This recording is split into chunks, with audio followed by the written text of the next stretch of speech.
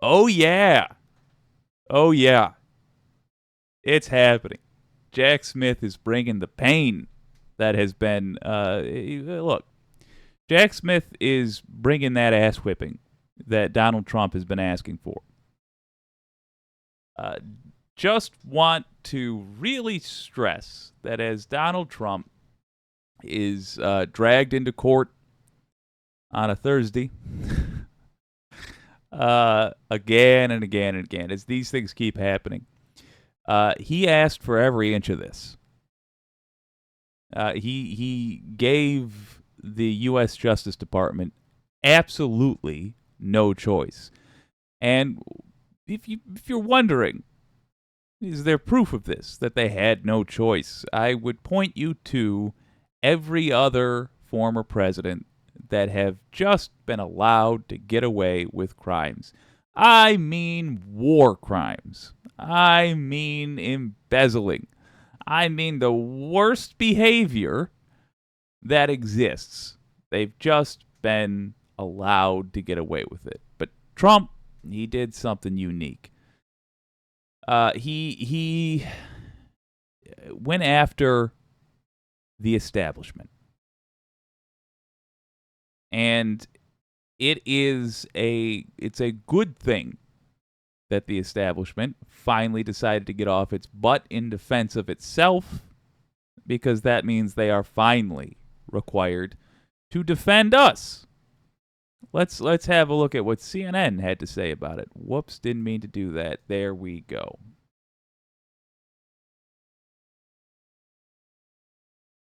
Outside the courthouse with who's getting details from our folks inside the courtroom. Paula, what are you hearing?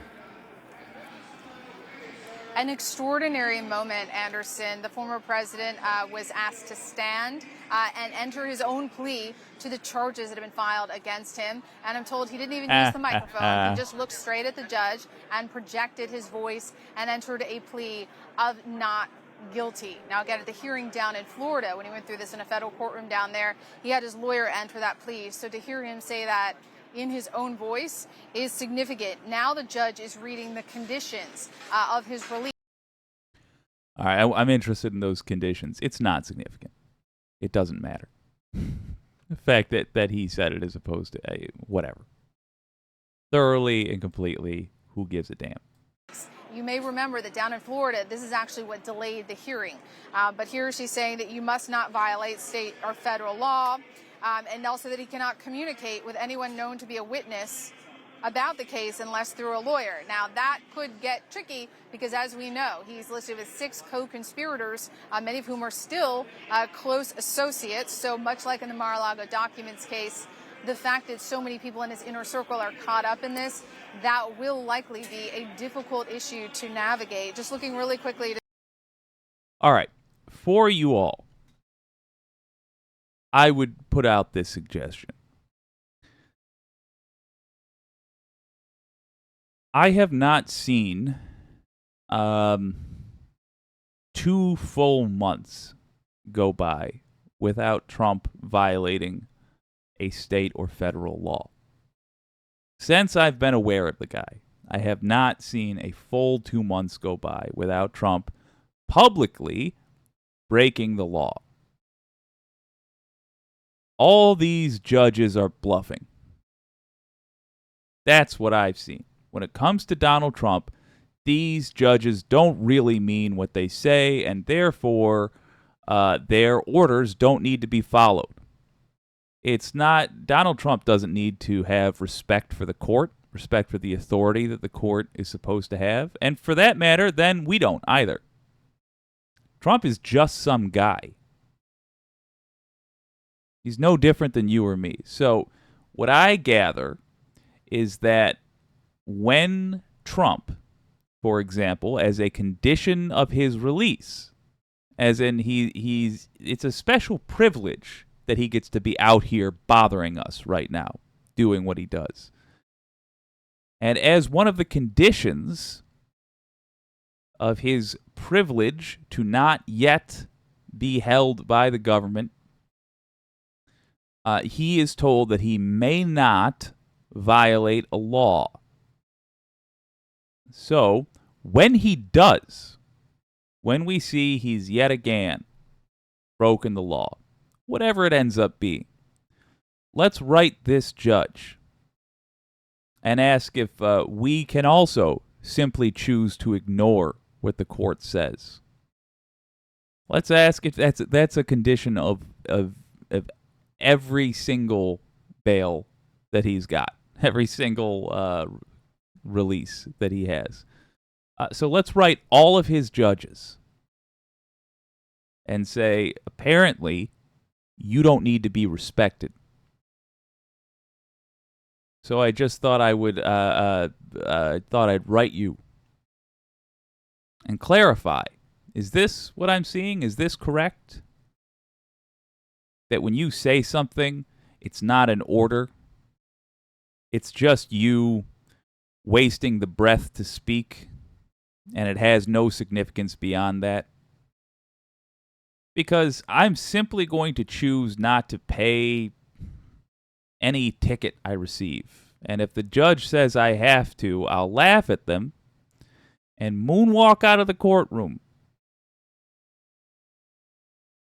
Because the word of a judge means nothing.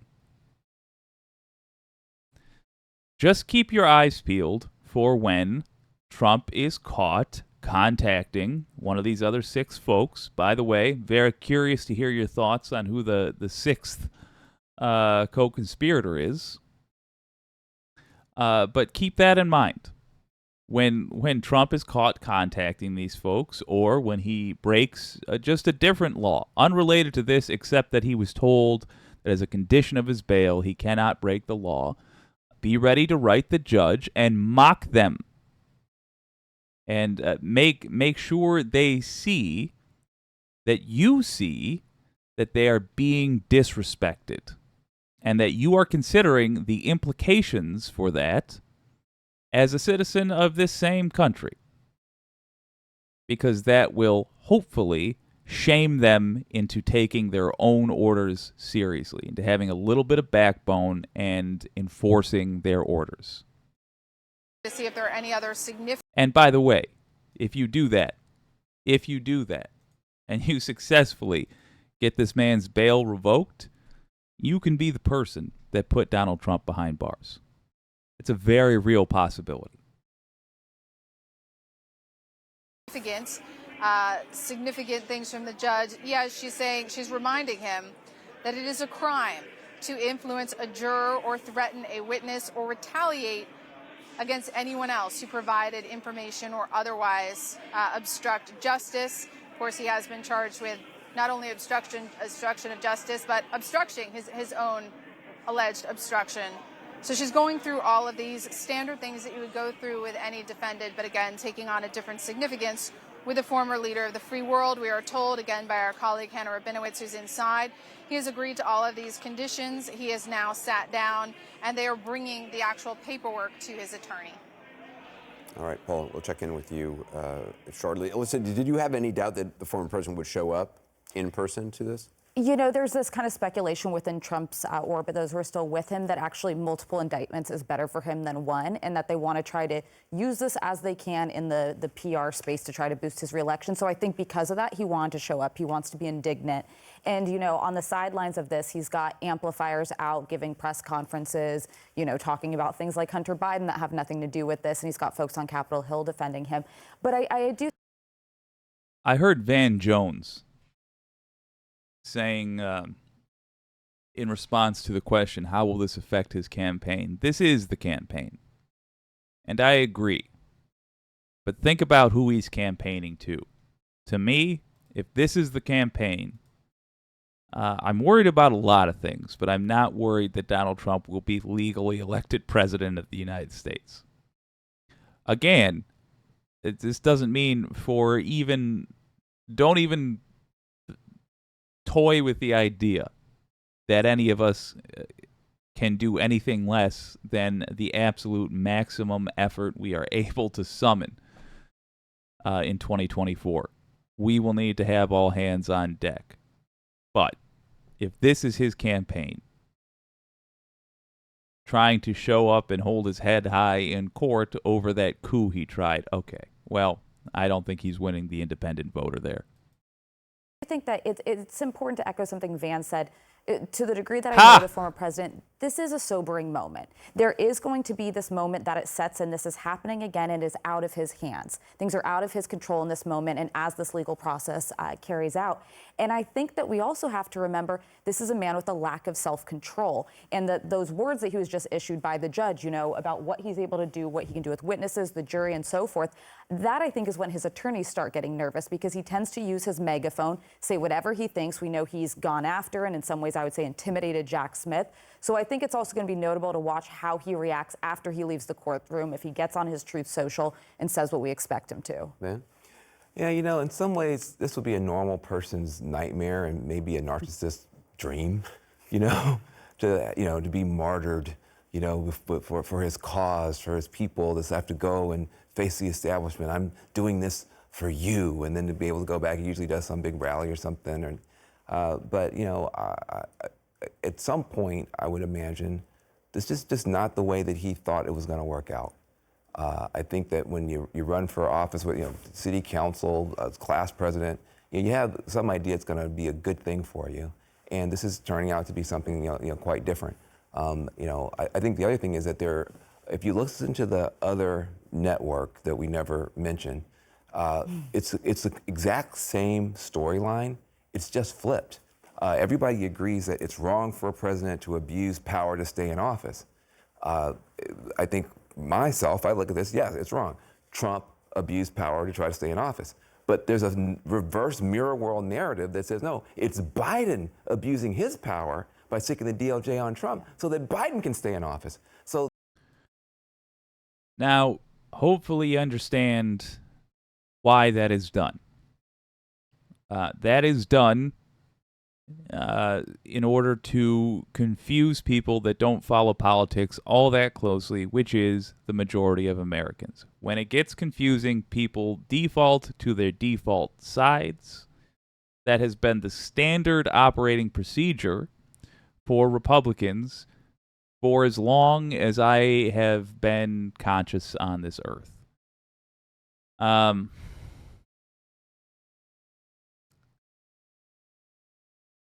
People who vote conservative tend to do so because they are from a culture that says conservative equals practical. Conservative equals not really worrying about feelings, just worrying about results.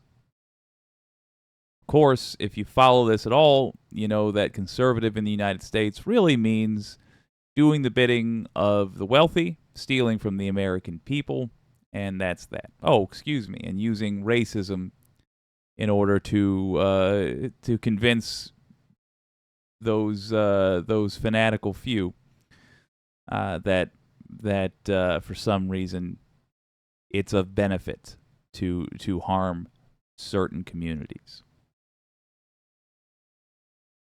That's all this is. And you can generally tell what Republicans are afraid of based on what they are accusing Democrats of doing. So they're really focusing on Hunter Biden. I bet in the near future, after this Trump stuff gets dealt with, there's going to be questions about Kushner. And those will be legitimate questions. I bet very shortly we're going to get questions about Don Jr. and Eric and Ivanka again. Their playbook is actually pretty easy to understand if you have an incredibly low opinion and therefore an accurate assessment of the American conservative. Trump has been quite masterful at getting half the country now to go along with this delusion that he has that somehow he's the victim here when he's not. You know, let's check in with Caitlin. I do really hate words like masterful because it gives too much credit to the man, and it gives us then a poor understanding of how this stuff is done. It's like somebody who cheats at a game being called a brilliant strategist. Oh, I was playing chess with this guy, and he was such a brilliant strategist. You see, he did. I was relying on a king's gambit, and I was gonna castle, and then blah blah blah blah blah. And what he did was take a broom and whack all of my pieces off the board, and I couldn't do anything. I didn't have any pieces to counter his moves then. He's a brilliant strategist. It's not terribly, it doesn't take a lot of creativity.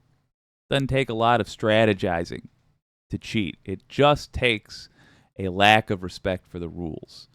So what Van Jones is praising here is a lack of respect for the rules. That's all he's done. And he hasn't masterfully got half the country convinced of a thing. Another way to put that is he's lied, and half the country believed him. That's all. Collins outside the courthouse. Caitlin? Yeah, Anderson, obviously we're learning more about this is going on. We are told, obviously, that the judge is doing as we expected here, not seeking any kind of pretrial detention. But Paula, as we are learning about what's happening here, the judge said that she has actually she talked to Judge Chutkan, who's going to be the actual judge overseeing this entire case, about what the next steps are here and what a date could look like. That's exactly right. And this was something we expected could happen, that Judge Chutkan would back channel and say, hey, this is when I would like you to set the next hearing, because you have all the parties there.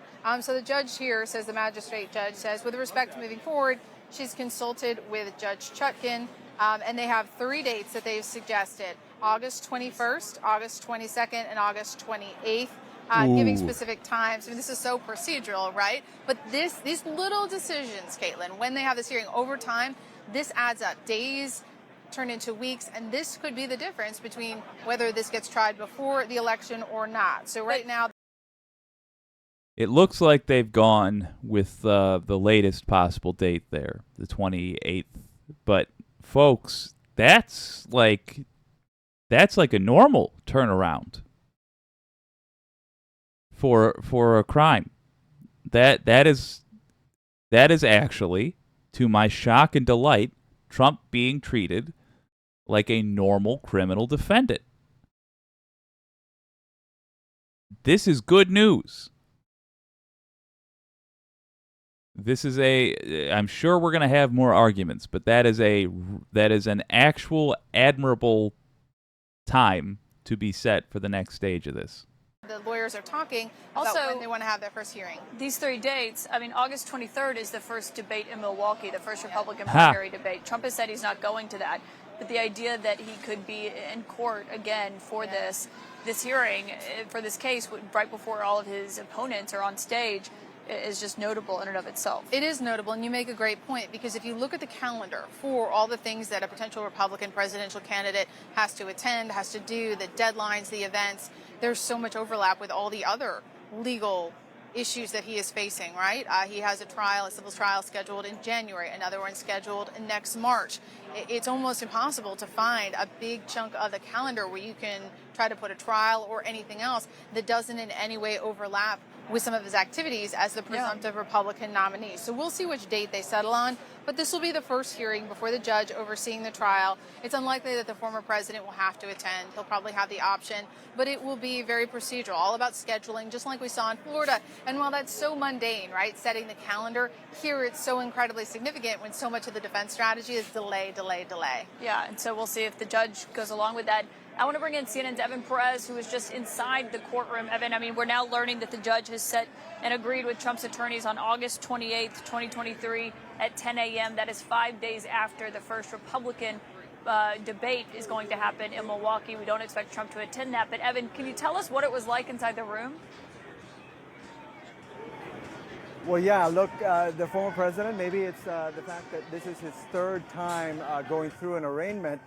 But his body language was, absolutely a lot different. I mean, he sat there with his hands clasped. He appeared displeased about something. There was something that the pretrial services official who was in the courtroom handed papers to his attorneys, to the Justice Department attorneys there, Tom Windham and John Lauro on Mr. Trump's side. And then they began discussing whatever it is in perhaps the bail package. That's typically the paperwork that he is handed, and then he is signing it. There was something in that paperwork that appeared to displease the former president, because he had a couple of seemed to be heated conversations with Todd Blanche, who was seated to his right. The former president mostly looked straight ahead. He looked around the room. There were a few times where he and Tom Windham, he and Jack Smith looked at each other. It was. He finally got the courage to look back, huh? All right, only took a couple of tries. I would be lying if I said I wasn't interested in what offended Trump in that bail package. But it's not like he wouldn't take offense at somebody referring to him as Mr. Trump, accurately. He would be offended if somebody didn't refer to him as Dr. Trump, even though he has no such degree. I mean, I glean nothing from that. I would just say on this topic, keep an eye out. Keep an eye out for when Trump violates his bail. I will do it right here with you. Whichever, a gold doubloon to whoever notices it first. And we will write the judge and ask, essentially goad them. You don't have the guts to enforce your own order? You don't have the sand for it? Pathetic. Make them feel bad. Make them feel seen. Make them feel embarrassed. They should be, because they're going to allow a defendant in a court of law to make fools of them. So be ready for that.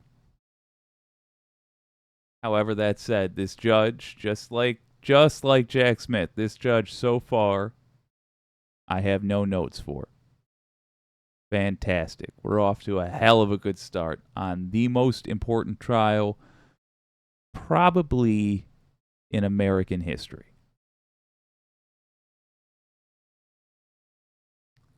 Let's hope it's a trial towards the beginning of that book and not towards the end.